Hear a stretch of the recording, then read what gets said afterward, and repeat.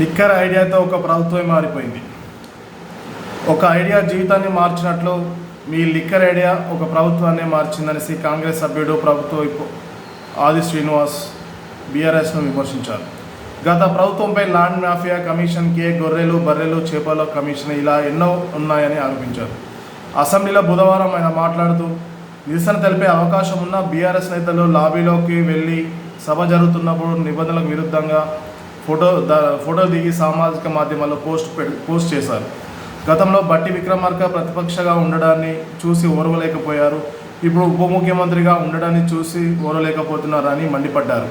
దీనికి కేటీఆర్ స్పందిస్తూ ఉప ముఖ్యమంత్రి బట్టిని పెద్దనలా గౌరవిస్తాం, 2009 నుంచి ఆయనతో కలిసి పనిచేస్తున్నాం అంటూ సీఎంపై కొన్ని వ్యాఖ్యలు చేశారు. వాటిని రికార్డు నుంచి తొలగిస్తున్నట్లు స్పీకర్ గడ్డం ప్రసాద్ కుమార్ ప్రకటించారు. అయితే కాంగ్రెస్ సభ్యుడు ఆది శ్రీనివాస్ వ్యాఖ్యలను కూడా తొలగించాలనేసి బీఆర్ఎస్ సభ్యులు డిమాండ్ చేయగా పరిశీలించి అభ్యంతరకరంగా ఉంటే తొలగిస్తామని స్పీకర్ గడ్డం ప్రసాద్ కుమార్ తెలిపారు.